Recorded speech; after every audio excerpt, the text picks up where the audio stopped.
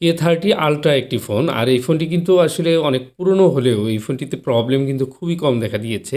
তো এই ফোনের বর্তমানে যে প্রবলেমটি দেখুন চার্জিংয়ে কিন্তু 0.4 এরকম একটি লোডিং নিচ্ছে আর 2.5 ওয়াট নিচ্ছে।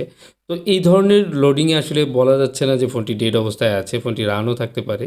তো আমি যেহেতু মিডিয়াটেকের ডাবল ডেকার প্রসেসর এটি, আসলে একটু চিন্তাভাবনা করেই কাজ করতে হবে এবং এই ধরনের ফোনটিতে বা এই মডেলটিতে খুব যে সচরাচর প্রবলেম দেখা দেয় বা রিবোলিংয়ের ইস্যু আসে সেরকম কিন্তু না। তো ফোনটা হঠাৎ করেই বন্ধ হয়েছে এবং কি ওটা অন হচ্ছে না। একজন টেকনিশিয়ান কিন্তু এই ফোনটা আমার কাছে নিয়ে এসেছেন। আর আমি ভালোভাবে আগে চেক করছি। কারণ হচ্ছে এই মডেলের ফোনটিতে আগে ভালোভাবে চেক করে তারপরে কাজ করা উচিত। কারণ হচ্ছে এই মডেলটিতে খুব কমনলি যে সিপিইউ সমস্যাগুলো অন্যান্য মডেলগুলোতে হয়ে থাকে সেরকম কিন্তু এটা নেই। তারপরেও খুব ভালোভাবে দেখার চেষ্টা করছি। একবার কিন্তু মিডিয়াটেক বা এমটিকে একটা পোর্ট শো করেছিল।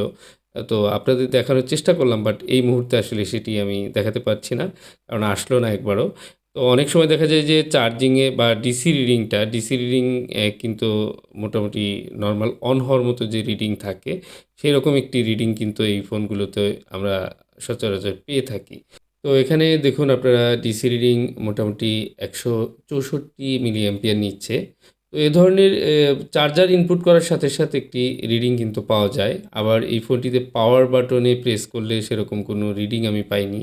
সব মিলিয়ে এই ফোনটি একটু ব্যতিক্রম প্রবলেম। আমার এখানে ফোনটি আরেকজন টেকনিশিয়ান অলরেডি দেখেছে এবং কি ফাইনালি আমার কাছে দিয়েছে। আমি কিন্তু এখন রেগুলার যেহেতু কাজ করি না, সেহেতু এই প্রবলেমটি দেখার জন্য একটু সময় নিয়েই রেখেছে। তো দেখুন এখানে যখনই একটা ইউএসবি অথবা চার্জার ইনপুট করা হচ্ছে তখন কিন্তু ডিসি রিডিংটি মোটামুটি একটা স্বাভাবিক রিডিংয়ের মতো বা একটা রিডিং আসছে। বাট যদি সরাসরি আমি ডিসি রিডিং দেখতে চাই তখন কিন্তু ওইরকম ভালো রিডিং পাওয়ার বাটন প্রেস করলে আসছে না।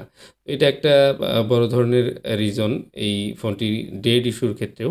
তো যদিও একটু কনফিউজ রয়েছি, তারপরেও আমি চেষ্টা করব ফোনটি ভালোভাবে কাজ করে সম্পূর্ণ করে আপনাদের দেখানোর জন্য। আর আমি প্রথমত এটার RAM, CPU রিমুভ করে রিভলভ করেই দেখব। কারণ আমি বেশ কিছু লক্ষণ দেখতে পেয়েছি। মনে হচ্ছে যে RAM থেকেই ফল্ট হচ্ছে। আবার CPU থেকেও হতে পারে। যাই হোক আমি এই ফোনটার যেহেতু বাকি সব ঠিক আছে, কোনো ধরনের কাজ করা হয়নি। তো আমি RAM টা রিমুভ করে নিলাম এবং এটা কিন্তু মিডিয়াটেকের যে MT6869 এর যে আইসিটি রয়েছে, সেই আইসিটি কিন্তু এখানে ব্যবহার করা হয়েছে। তো এই ফোনটির K40 আল্ট্রা বা আরও কয়েকটা মডেলে এই ধরনের প্রসেসর ইউজ করা হয়েছে। অনেক আগের ফোন আমি প্রায় আজ থেকে ২-৩ বছর আগেও মনে হয় এই কাজগুলো করেছিলাম, ভিডিও দেওয়া আছে এবং ইউটিউবে একটা মানে ফার্স্ট আরকি আমি ভিডিও আপলোড করেছিলাম ওই মডেলটার। সেটাও মনে আছে যে এই প্রসেসরটাই ছিল। তো যাই হোক এই প্রসেসর থেকে ইস্যু হতে পারে এবং কি মোটামুটি বেশ সম্ভাবনা রয়েছে। তো অন্যান্য সেকশনগুলো আরও বেশি ডিপলি আমরা কিন্তু দেখতে পারি অনেক সময়। পাওয়ার সেকশন টিন কেটে আমরা স্টেপ বাই স্টেপ কিন্তু ভোল্টেজগুলো চেক করা অনেক কিছুই দেখার প্রয়োজন রয়েছে। সেরকমভাবেও কিন্তু আমরা একটা কাজকে স্টেপ বাই স্টেপ এগিয়ে নিতে পারি।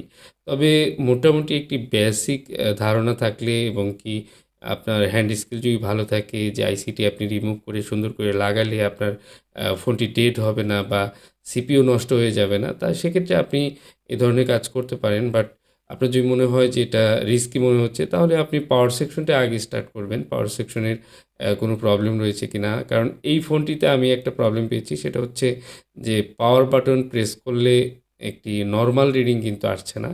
এটা খুবই মিলি অ্যাম্পিয়ার নিচ্ছে এবং কি চার্জার ইনপুট করার সাথে কিন্তু আবার ডিসি রিডিংটা ভালো দেখাচ্ছে। এই জায়গাটিতে আমি একটু কনফিউজড। তারপরেও আমি প্রসেসর রিভলভ করছি। আশা করি এখান থেকে একটা রেজাল্ট আসবে আপনাদের সাথে শেয়ার করব। আরেকটা বিষয় দীর্ঘদিন যাবত একটু অসুস্থ। আম যেহেতু ভয়েস দিতেও সমস্যা হয়, ঠান্ডা, কাশি এবং আ মাথার একটু সমস্যা হয়। উম মাথা ব্যথা করে, অনেক ধরনের প্রেশার নিয়ে কাজ করেছি দীর্ঘদিন। বিশেষ করে দেখুন এই যে এই ফোনটা হচ্ছে একজন টেকনিশিয়ানের ফোন।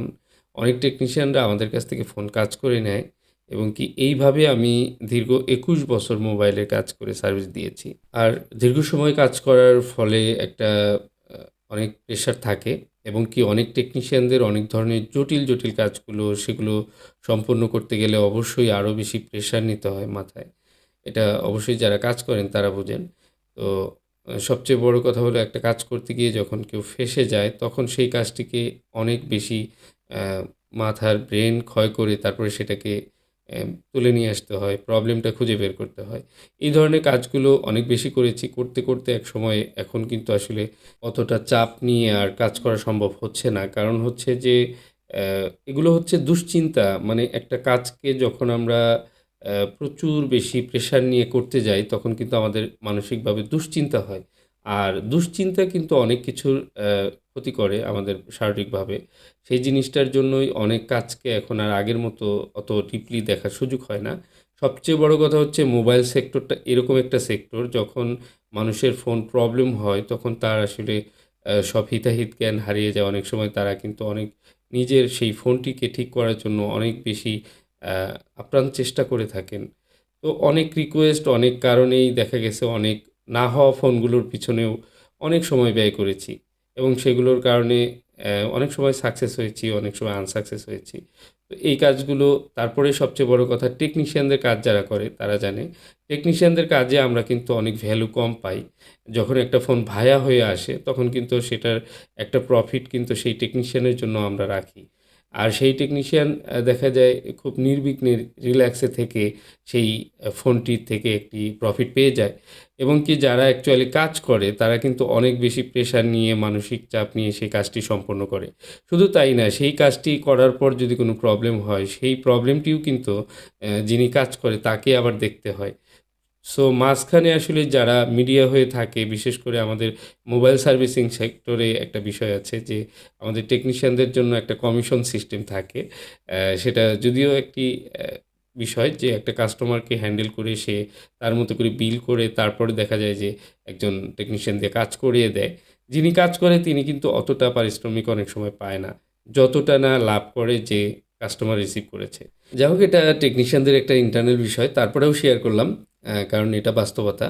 আর দেখুন অলরেডি কিন্তু এই ফোনটাতে ব্যাটারি লোগো চলে আসছে। মানে এটা সিপিইউ, RAM সিপিইউ থেকেই প্রবলেমটা ছিল এবং কি এখন পাওয়ার বাটন প্রেস করলে ব্যাটারির লোগোটাও দেখতে পাচ্ছি। মানে সুইচেও কোনো প্রবলেম নেই এবং কি চার্জে দেওয়ার পর চার্জিং একটু চার্জ লো রয়েছে। আমরা চার্জ করে অন করার চেষ্টা করব। সম্পূর্ণ অন হয় কিনা সেটাও আমরা দেখব। তো যে বিষয়টি বলছিলাম যে দীর্ঘদিন যাবৎ এই ধরনের যে কাজগুলো যেগুলো করেছি, অসংখ্য কাজের অনেক কঠিন, কঠিন কাজগুলো করার পর যে আনন্দ লাগে, ভালো লাগে, সেরকমভাবে একটা কাজ যখন ফেইল হয় অথবা একটা ভালো কাজ নষ্ট হয়ে যায়, ডেড হয়ে যায়, তখনও কিন্তু সেই টেকনিশিয়ানের অনেক বেশি টেনশন হয়। সবচেয়ে বড় কথা হচ্ছে যে একজন টেকনিশিয়ান যখন আরেকজনকে দিয়ে কাজ করায়, যদি সেই ফোনটা কোনোভাবে প্রবলেম হয়ে যায়, তখন সে অনেক বড় একটা ফ্যাক্ট তৈরি করে দেয়, দাঁড় করিয়ে দেয় যে এই ফোনটা কোনোভাবেই মেনে নিতে পারবে না। তখন ওই টেকনিশিয়ান কিন্তু আরও মানসিক চাপে পড়ে যায়। তো এগুলো হচ্ছে প্র্যাকটিক্যাল বিষয়। তো অনেক বিষয় আছে যেগুলোর কারণেই আমি কিন্তু এখন শারীরিকভাবে অসুস্থ থাকার কারণে এই টোটালি কাজ থেকে অনেক দূরে আছি এবং সবচেয়ে বড় কথা হচ্ছে যে আমি ৪০,০০০ প্লাস মানুষের সাথে ফোনে কথা বলেছি এবং ফোনে কল দেওয়া একদমই নিষেধ। এই মুহূর্তেও আমার একটা ফোন আসছে। আমি ফোনটা কেটে দেই। কারণ মানুষকে আমি বলি যে ফোন দিবেন না। ফোন না দিয়ে আপনি ভয়েস মেসেজ দিবেন, টেক্সট মেসেজ করবেন। এটা আমার জন্য অনেক হেল্পফুল। আমার মানসিক চাপ আমি আর বাড়াতে চাই না এবং কি এই ভিডিও দিলে মনে করে যে আমি হয়তো কাজের জন্য ভিডিও দিচ্ছি, কাজ করতে যাচ্ছি। বাট এই বিষয়টা আপনাদের জানিয়ে রাখি যে এই ভিডিও দেখে কেউ কাজের জন্য আসলে বারবার মেসেজ দিবেন না। কাজ আমি খুবই সীমিত করি। যেটা আমার সাধ্যের মধ্যে আছে সেটাই করি। তো যাই হোক A30 Ultra আসলে ফোনটা অনেকদিন পর একটা ফোন রিপেয়ার করলাম এই ফোনটা এবং কি এটার যে ডায়মেনসিটির যে মিডিয়াটেকের প্রসেসর, সেই প্রসেসরটি কিভাবে রিবোলিং করা যায় বা করে এই প্রবলেমগুলো ফিক্স করা যায় এবং কি প্রবলেম ছিল A to Z রিডিং থেকে শুরু করে চার্জিংয়ের লোডিং থেকে শুরু করে সব কিন্তু দেখানোর চেষ্টা করলাম। আশা করি ভিডিওটি ভালো লেগেছে। ভালো লাগলে অবশ্যই একটি লাইক করে যাবেন এবং সবার সাথে শেয়ার করে রাখবেন এবং কি এই ধরনের কাজগুলো পাওয়ার জন্য অবশ্যই চ্যানেল সাবস্ক্রাইব করে বেল বাটন প্রেস করে রাখতে পারেন। আজকের মতো ভিডিওটি এখানেই শেষ করব। সবাই ভালো থাকুন, সুস্থ থাকুন এই প্রত্যাশা করি। আল্লাহ সবাইকে ভালো রাখুক। আসসালামু আলাইকুম ওয়া রাহমাতুল্লাহি ওয়া বারাকাতুহু।